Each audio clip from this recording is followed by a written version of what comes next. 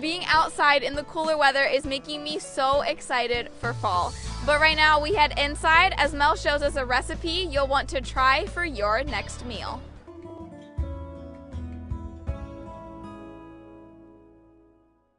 Nothing screams game day louder than chicken wings. Whether you're cooking them at the stadium or at your home, you know that standing around the deep fryer, cooking wings in batches is time-consuming. These 8 wings alone, when I put them into the deep fryer, are going to take 13 minutes to cook. That's longer than WHVL gives me to do this entire segment. Today, my game plan is to show you how to make my seriously easy, seriously crispy, oven-fried chicken wings for a crowd without compromise. Let's get started. Purists will tell you there's no substitute for deep-fried chicken wings. I used to think that too. We all know they were invented at the Anchor Bar in Buffalo, New York by a late-night customer looking for pub grub.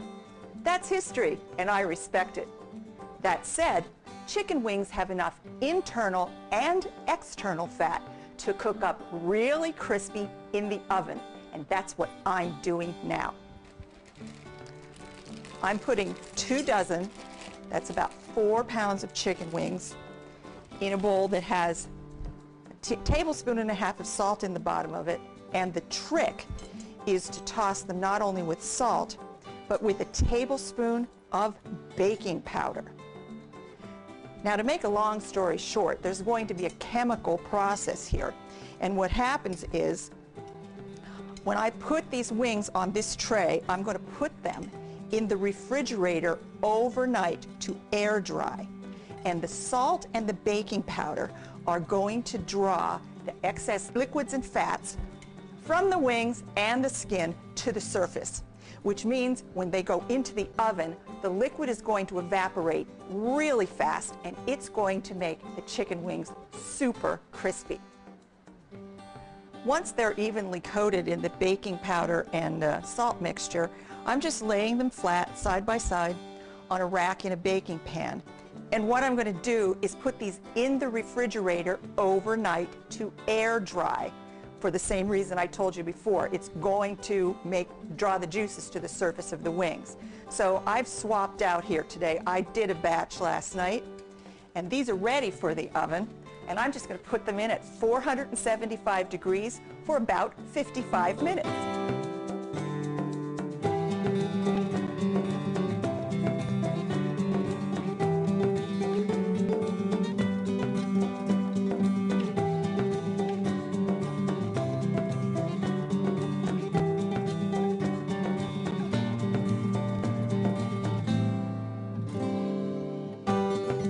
Even though I can't call my wings buffalo wings because they're not deep fried, I can sauce them authentically. And that requires 2 things: hot sauce for tossing and blue cheese dressing for dipping.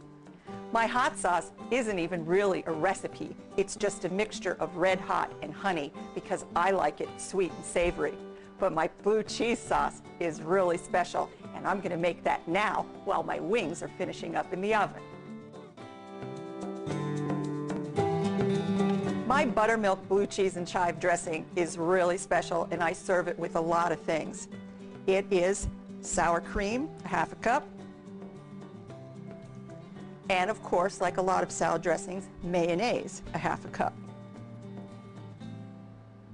Just going to quickly stir those 2 together, and I'm going to add ½ a cup of buttermilk.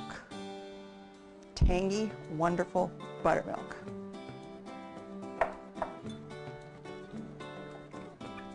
Stirred together. Now I've got a teaspoon of cayenne pepper sauce and a teaspoon of Worcestershire. And once that's pretty well blended, it is time for my spices. And there's quite a few of them going in here. I've got garlic powder and onion powder, minced garlic and minced onion, celery seed, sugar, salt, black pepper, and white pepper. these all incorporated.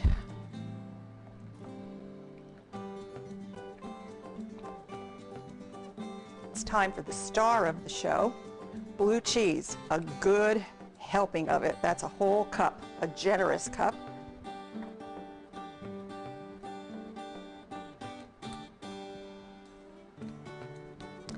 And for some added onion flavor, nice and mild, picked fresh from my garden this morning, a 1/4 cup of minced chives.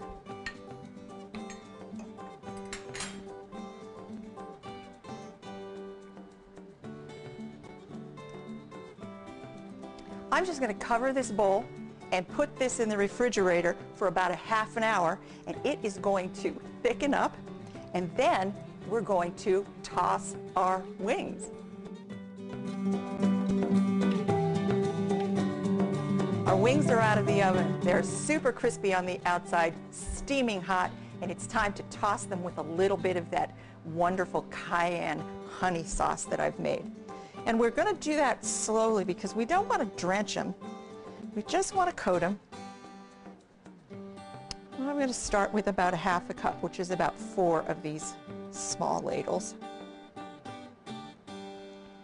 because we'll serve some more of that to the side.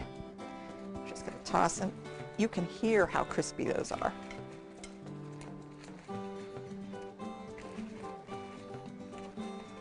Yep, half a cup, that's about right.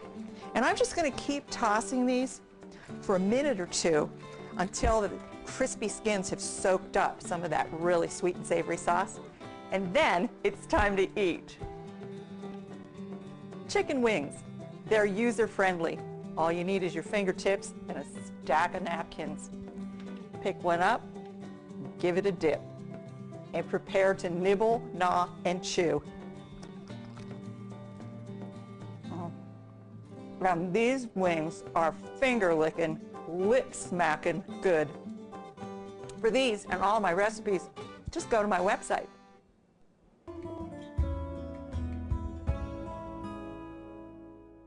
After a couple months of eating Mel's food, I have to say the leftovers are just as good reheated as they are the first time around.